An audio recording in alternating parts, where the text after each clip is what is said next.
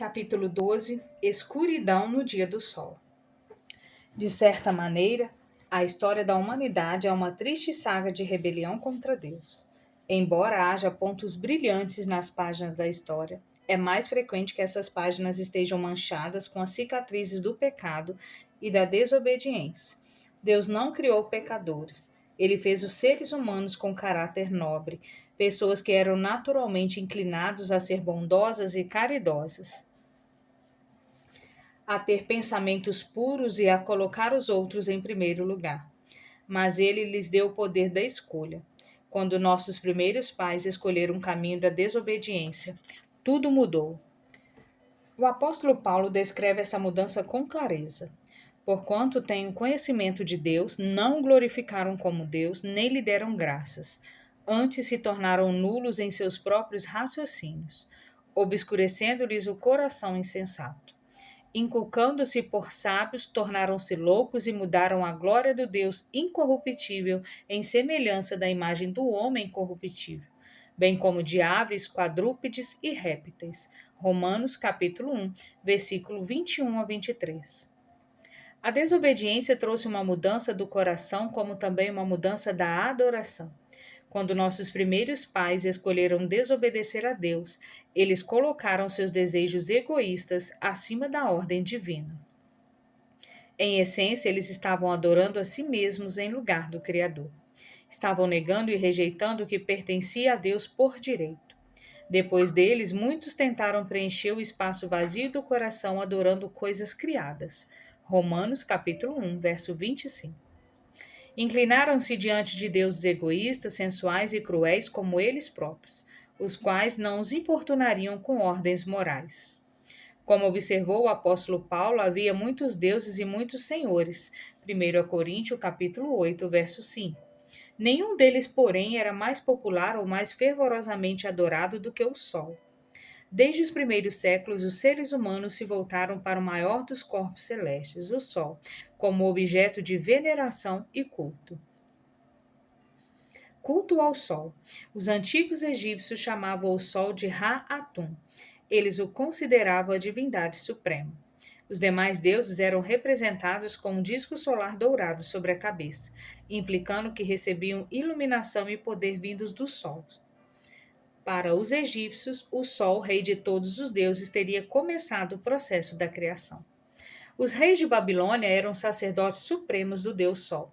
Marduk, a principal divindade babilônica, era representado como um sol sentado em um trono dourado, diante de um altar dourado, dentro de um templo de abóboda dourada. Na Assíria, o deus Sol era chamado de Shamash. Para os heteus, o Sol era uma deusa chamada Arina. Hélio era o deus Sol da Grécia. Os persas adoravam o Sol como Mitra. Quando os romanos adotaram o mitraísmo oriundo da Pérsia, eles também adotaram o culto ao Sol. Svarog era o nome eslavo para os deus Sol. As culturas da América Central e do Sul têm tradições semelhantes. Inti era o deus do Incas. Também os astecas eram fascinados com o Sol. Eles o chamavam de Tonátio e o adoravam como a divindade suprema. Seu calendário solar era semelhante aos dos maias. O culto ao Sol era comum também na África, na Índia e por toda a Ásia. Duas tendências ao longo dos séculos. O culto ao Sol era uma tendência comum na adoração de coisas criadas. Enlaçando a milhares de formas de culto em muitas nações, ele persistiu ao longo dos séculos. O povo de Deus na antiguidade chegou a ser influenciado pelo culto ao Sol vindo do Oriente. O profeta Ezequiel registra que, durante um tempo de apostasia, à entrada do templo do Senhor, entre o pórtico e o altar, cerca de 25 homens, de costas para o templo do Senhor e com o rosto para o Oriente, adoravam o sol virados para o Oriente. Ezequiel capítulo 8, verso 16. É difícil imaginar que o povo de Deus tivesse se afastado tanto dele a ponto de se unir aos pagãos em sua adoração ao sol e ainda mais no átrio de dentro da casa do Senhor. O culto ao sol se tornou sinal de apostasia e rebelião contra Deus. De igual maneira, o sábado era um sinal e uma lembrança do Criador. Deus o ofereceu à humanidade como símbolo perpétuo de seu amor e cuidado. uma lembrança de que nele temos nossas raízes e nossa segurança. Ezequiel, profeta do Antigo Testamento, afirma claramente: também lhes dei os meus sábados para servirem de sinal entre mim e eles, para que soubessem que eu sou o Senhor que os santifica. Ezequiel capítulo 20, verso 12. O sábado é um sinal de que Deus nos criou e também de que tem poder para nos criar novamente ou nos santificar. O mesmo Deus que no princípio soprou fôlego de vida em Adão e Eva, pode soprar vida espiritual em nós. Se negligenciarmos o sábado, nossa tendência será esquecer aquele que nos criou, o único que pode nos transformar nas pessoas que desejamos ser. À medida que os séculos passaram, a escuridão espiritual aumentou, mas um remanescente fiel continuou a adorar a Deus e reconhecê-lo como Criador. Abraão, Isaque, Jacó e suas famílias foram seus seguidores. Perto do fim da vida de Jacó, ele e sua família se mudaram para o Egito sob a proteção de seu filho José. Embora incentivasse a mudança, José estava preocupado. Ele conhecia muito bem o poder da cultura popular do Egito, de maneira que tentou isolar sua família de tudo aquilo. Pouco depois da morte de José, subiu ao trono o novo faraó, que escravizou o povo de Deus. Êxodo 1, capítulo 8, 10. Sobre o açoite de seus feitores, eles trabalhavam 7 dias por semana, e muitos perderam de vista o verdadeiro sábado bíblico. No Monte Sinai, pouco depois de deixarem o Egito, o mandamento do sábado foi dado com o restante da lei, escrevendo com o próprio dedo nas tábuas de pedra para que nunca fosse apagado ou esquecido. Deus ordenou: lembra-te do dia de sábado para o santificar. 6 dias trabalharás e farás toda a tua obra, mas o 7º dia é o sábado do Senhor teu Deus. Êxodo capítulo 20, versos do 8 ao 10. É significativo que a ordem comece com a expressão lembra-te. Deus sabia que o sábado poderia ser facilmente esquecido. A expressão é uma advertência: não se esqueça, lembre-se do sábado e o santifique. Depois que chegaram a Canaã, o Senhor novamente tentou proteger seu povo da cultura popular. Mas não demorou muito e as pessoas outra vez se renderam aos cultos pagãos. O historiador registra tristemente que o povo se envolvia em todas as práticas detestáveis das nações que o Senhor havia expulsado de diante dos israelitas. A palavra detestáveis é precisa. Essas práticas incluíam prostituição masculina e feminina realizada em bosques e lugares elevados por toda a região, e inclusive no próprio templo. Alguns chegaram a participar de sacrifícios de criança, queimando seus filhos ainda vivos nos altares a Moloque, deus dos Amonitas. Jeremias capítulo 32, no verso 35. Havia tempos dourados de reavivamento em que o povo se voltava para Deus e permanecia fiel a seus mandamentos. Nesses tempos, o sábado era um sinal, uma marca distintiva de fidelidade. No entanto, esses períodos de reavivamento eram curtos e o mal continuava a se multiplicar, até que Israel e depois Judá foram vencidos pelos inimigos e levados para o exílio.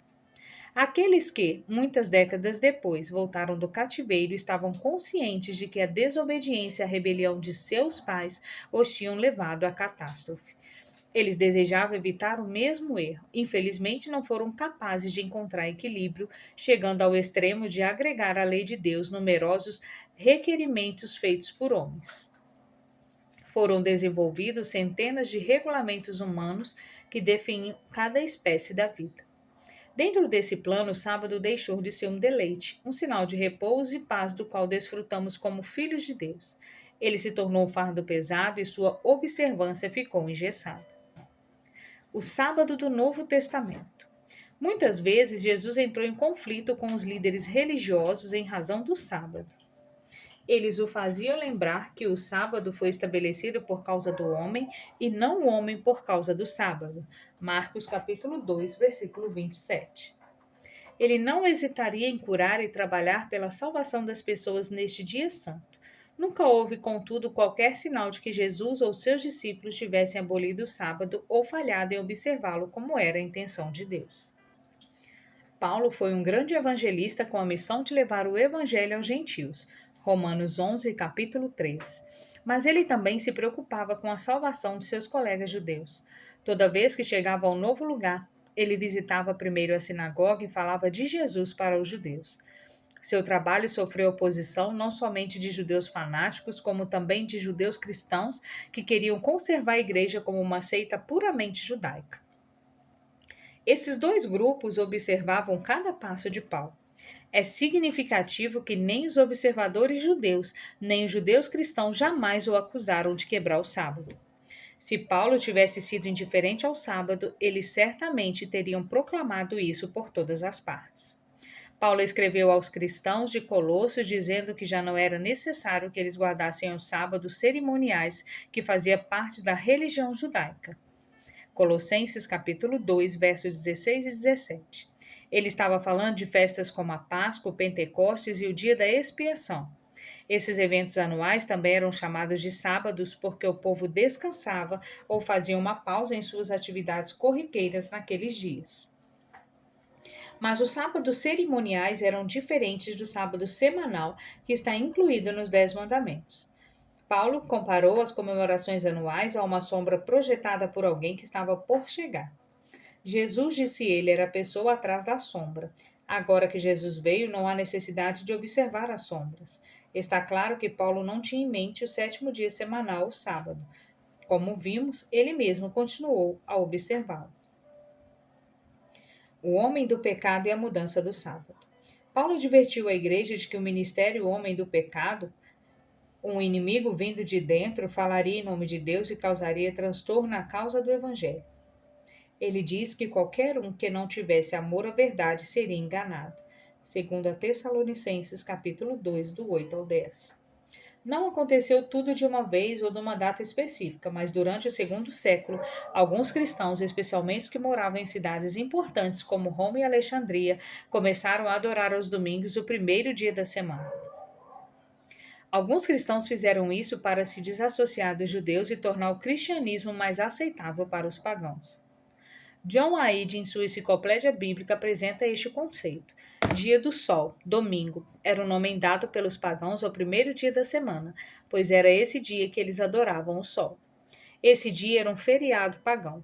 Observe a declaração encontrada em The Catholic World sobre o mesmo tema. O Sol era um importante deus do paganismo. Talvez por essa razão é que a igreja dessas nações tenha dito: conserve esse antigo nome pagão. Ele permanecerá consagrado e santificado. E foi assim que o dia do sol, dedicado a Balder, se tornou o dia do sol cristão, que é o domingo. Pense, por favor, no que você acabou de ler. Vimos o texto de um autor protestante e outro texto de um católico. Ambos estão falando sobre um dia que está estabelecido nos 10 mandamentos.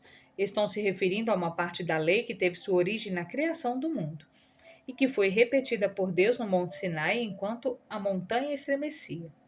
Os dois autores estão falando de seres humanos mudando a lei que foi gravada pelo próprio Deus em tábuas de pedra. E dizem que um dia dedicado ao Deus Sol veio substituir o sábado como dia de adoração. Por quê? Qual foi a razão ou base para essa mudança? O dia do Sol, o domingo, era um feriado pagão bem popular.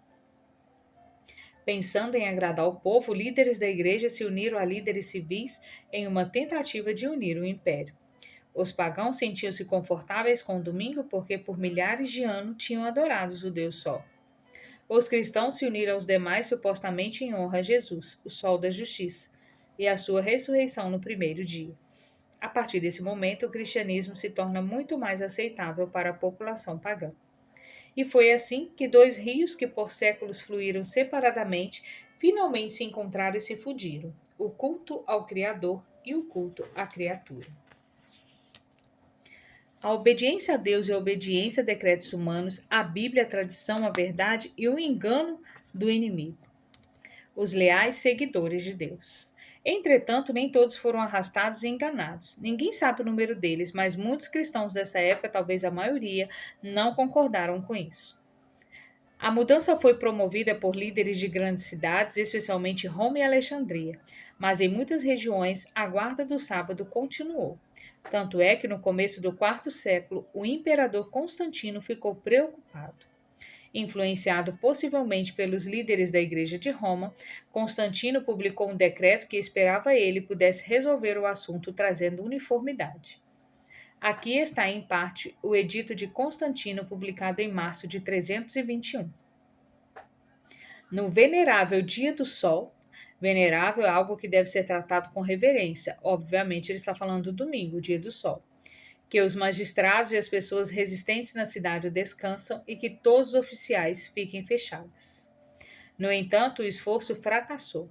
A decisão dos líderes da igreja a favor da adoração ao domingo não havia convencido muitas pessoas sinceras de que desistirem do sábado.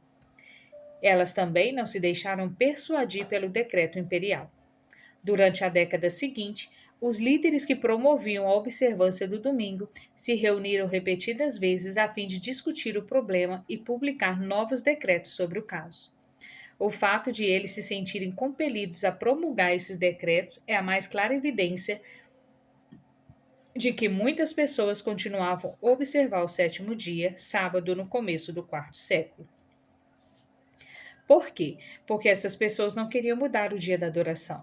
Talvez eles fossem como os cristãos da antiga Bereia.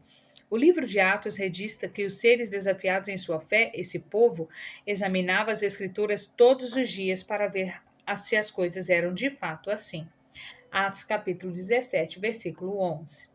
Qualquer um que fizesse isso nunca poderia ser enganado. Em seu livro A Fé de Nossos Pais, na edição de 1917, o cardeal católico James Gibson escreveu: você pode ler a Bíblia de Gênesis a Apocalipse e não encontrará nenhuma linha autorizando a santificação do domingo. O cardeal está certo naturalmente, e ele acrescenta: as escrituras ordenam a observância religiosa do sábado, um dia que nunca aprovamos. O cardeal diz que a Igreja Católica Romana fez a mudança com base na própria autoridade e reconhece que, fazendo isso, a Igreja está indo contra aquilo que a Igreja ensina claramente. Uma profecia bíblica sobre a mudança do sábado. Não existe nenhuma única linha na Escritura que apoie ou aprove a mudança do divino dia de descanso e adoração. Mas a Bíblia predisse que isso aconteceria em um tempo de apostasia. Essa profecia está no livro de Daniel e demanda cuidadoso estudo. Daniel diz: eu estava olhando durante a minha visão da noite e eis que 4 ventos do céu agitavam um grande mar. Na profecia simbólica, os ventos representam destruição e o mar representa povo. O mar grande era o Mediterrâneo. Aqui está uma predição de que haveria turbulência, guerras e destruição entre o povo das nações que viviam ao redor do mar Mediterrâneo. E Daniel continua: 4 animais grandes, diferentes um dos outros, subiram do mar. Daniel capítulo 7, versículo 3. Daniel queria saber o significado dos 4 animais e perguntou sobre isso ao anjo, que respondeu: estes grandes animais são 4 reis que se levantarão da terra. Portanto, os animais representam 4 reis, os reinados que viriam a exercer poder do sul da Europa e do Oriente Médio. No primeiro capítulo, examinamos Daniel 2. Ali vemos uma estátua com 4 tipos de metais e aprendemos que eles representam 4 impérios sucessivos. A cabeça de ouro é Babilônia, o peito e os braços da perna representam a Pérsia, as coxas de bronze simbolizam a Grécia e as pernas de ferro são Roma. Os pés de ferro e barro são a divisão do Império Romano que veremos ainda hoje na Europa moderna. Em Daniel 7, em vez de 4 metais, temos 4 animais, mas está claro que eles representam os mesmos 4 reinados. Dessa vez, Babilônia está representada por uma cabeça de ouro, mas por um leão com asas de águia, os reis dos animais e a campeã do ar. Quando o arqueólogo alemão Robert Kidewey escavou Babilônia no fim do século XIX, ele descobriu numerosas figuras de leão com asas de águia nos muros do caminho processional que levava do famoso portão de Star. Esses artefatos podem ser vistos hoje no Museu de Pérgamo, em Berlim. As descobertas da arqueologia moderna revelaram que o leão com as asas de águia é um símbolo de Babilônia. Os babilônios dominaram o cenário mundial de 605 a 539 a.C., seguido dos medos e persas. O urso com 3 costelas na boca que se erguia de um de seus lados representa o reino médio-persa. Esse duplo império governou de 539 a 331 a.C. O símbolo de um urso levantado por um de seus lados, com 3 costelas na boca, retrata com precisão o registro dos eventos históricos. A Pérsia acabou se levantando para dominar a Média. Para que pudesse finalmente dominar o mundo, o Império Medo-Persa atacou e derrotou a Lídia, o Egito e a Babilônia. Isso explica as 3 costelas na boca do urso. A Grécia é representada a seguir com um leopardo com 4 cabeças e com asas no dorso. Ele governou de 331 a 168. O leopardo é um dos animais terrestres mais velozes do planeta. Um retrato da rápida conquista de Alexandre o Grande, que dominou grande parte do mundo aos 33 anos de idade. Por fim, ele morreu com seu sistema imunológico enfraquecido pelo álcool e corpo consumido pela malásia. E as 4 cabeças de leopardo, como podemos entender este ponto? Quando Alexandre morreu, seus 4 generais, Cassandro, Ptolomeu, Seleuco e Lisímaco, governavam o império. Uma vez mais, a profecia bíblica é precisa em seus detalhes. O animal semelhante a um dragão representa Roma, o quarto império, que governou de 168 a.C. até a segunda metade do século V. Daniel diz que o quarto animal, ou reino, era terrível, espantoso e sobremodo forte, e tinha enormes dentes de ferro. Por mais de 4 séculos, Roma governou com mão de ferro. Ninguém podia se levantar contra seu poder. Daniel também observou que o quarto animal era diferente de todos os animais que apareceram antes dele. O que isso significa? Cada um dos animais anteriores foram derrotados pelo que veio em seguida. O leão babilônico foi derrotado pelo urso persa. A Ásia foi derrotada pela Grécia, que foi derrotada pela Roma. No entanto, com Roma, o quarto animal seria diferente. Ainda que esse propósito não tenha sido conquistado por outro da mesma natureza, sofreria uma decadência interna, que o levaria a ser esfacelado e dividido, exatamente como a profecia diz que aconteceria. Na visão de Daniel, essas visões estavam representadas pelos 10 chifres que subiram da cabeça do animal. Um poder estranho. O drama não se encerra aqui. Daniel continua seu relato. Estendeu eu a observar os chifres e ei que entre eles subiu outro chifre pequeno. Quem é esse chifre pequeno? Já vimos como cada parte dessa profecia teve um cumprimento, claro. Não podemos, portanto, duvidar de que qualquer essa parte representa algo que realmente aconteceu. A fim de identificar o chifre, a fim de explicar o significado do chifre pequeno, primeiro precisamos perguntar onde ele se levantou. Quando ele se levantou, o que o chifre pequeno fez? Ao aplicar o significado do chifre pequeno para Daniel, o anjo apresenta esse poder surgindo entre os 10 chifres, depois da fragmentação do Império de Roma. Seja o que for, esse poder deveria se levantar na Europa Ocidental em algum momento após a ruptura do Império Romano. Daniel também diz: Eis que neste chifre havia olhos como os de homem e uma boca que falava com insônia. Na Bíblia, olhos representam sabedoria.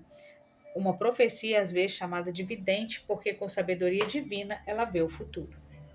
O chifre pequeno, se não com os olhos de Deus, mas com os olhos do homem, a sabedoria humana substitui os decretos divinos. Essa descrição nos traz à mente a história que acabamos de recapitular. Vimos que uma autoridade público-religiosa subiu ao poder do palco da queda do império, formando e reclamou o direito de mudar os 10 mandamentos. De acordo com o profeta Daniel, ele poderia ser diferente dos reinos que o precederam. A identificação é clara: os poderes anteriores seriam o poder político-religioso que se levantaria na Europa Ocidental depois da queda do Império Romano. Daniel perguntou ao anjo o significado da profecia do chifre pequeno, e o anjo respondeu que esse poderia mudar os planos e as leis. Com isso, o cumprimento histórico do poder do chifre pequeno é confirmado. Existem somente um poder para preencher essa descrição. À medida que o Império Romano declinava, a Igreja Romana ganhava autoridade. O fato de que a Igreja reconhece ter mudado o sábado do 7º para o primeiro dia, conforme sua identidade como chifre pequeno. Testemunho pessoal. Antes de continuar, quero compartilhar minha experiência. Não fui criada para guardar o sábado bíblico. Cresci em um amoroso lar católico romano, fui educada por padres e decorei uma parte da nossa missa em latim quando ainda estava para fazer o 6º ano. Mas, aos 17 anos, quando eu buscava significado e propósito para a minha vida, voltei-me pela primeira vez para o estudo da Bíblia. Não demorou muito para que eu descobrisse, com a ajuda de meu pai, o que ela fazia sobre o sábado. Foi uma descoberta perturbadora. Eu dizia a mim mesmo: Senhor, como pode ser isso?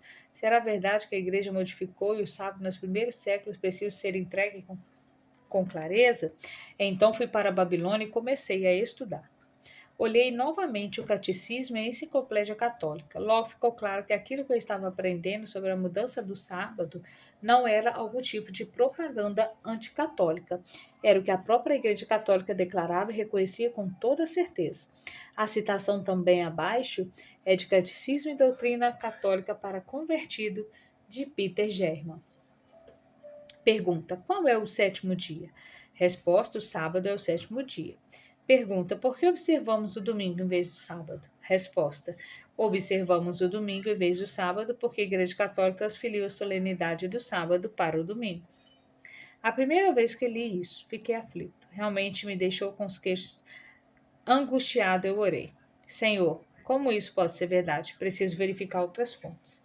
A enciclopédia católica é ainda mais explícita. A Igreja Católica, após trocar o dia de escravo do sábado judeu, segundo sábado, é o quarto do 10º mandamento. A razão para o sábado ser mencionado como o terceiro mandamento é que a Igreja Católica eliminou o segundo mandamento sobre os ídolos e dividiu o 10º sobre cobiça em 2 mandamentos. Novamente, eu estava obtendo a mesma mensagem. Ali estava a enciclopédia católica oficial, concordando com o catecismo e admitindo que a Igreja Católica fez a mudança. Note essas duas declarações.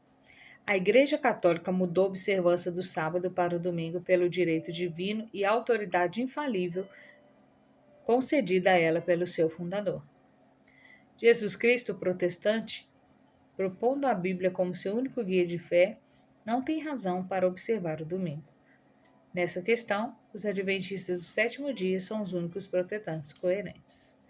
Todos nós cremos em muitas coisas concernentes à religião que não encontramos na Bíblia. Por exemplo, em nenhuma parte da Bíblia encontramos que Cristo criou os apóstolos e ordenou que o sábado fosse trocado do sétimo para o primeiro. Os mandamentos de Deus, dado a Moisés, ordena que guardemos o dia de sábado, é o sétimo dia da semana. Hoje, muitos cristãos guardam o domingo porque, assim como foi revelado pela igreja, independentemente da Bíblia. Seria difícil encontrar qualquer coisa mais clara do que isso. Deus mudou o dia do descanso. Jesus também não mudou. O apóstolo que não mudaram, as mudanças nunca foram autorizadas pela Bíblia. Algumas pessoas têm me perguntado: por que você preocuparia assim um dia?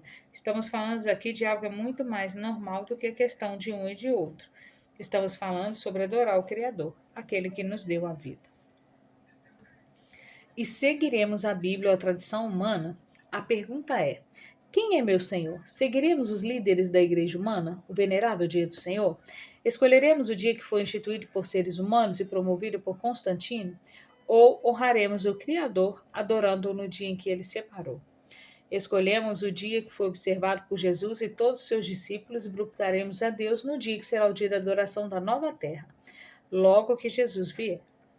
Nos últimos dias da história da Terra, o último livro da Bíblia, o Apocalipse, faz um apelo urgente a todos os homens e mulheres em todas as partes para adorarem o Criador. Esse povo do tempo do fim, identificado como os que guardam os mandamentos de Deus e a fé em Jesus. Apocalipse 14:12.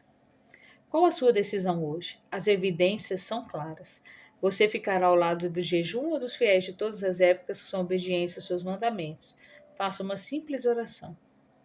Querido Senhor, obrigada pelo dom da vida. Obrigado por ter me criado e por me dar a oportunidade de viver a vida plenamente. Entrego minha vida a Ti neste momento e escolho seguir a Jesus, obedecendo a todos os seus mandamentos. Aceito Teu presente do sábado como um dia de descanso e Teu amor e cuidado. Peço que me abençoe com a paz sabática a cada semana, em nome de Jesus. Amém.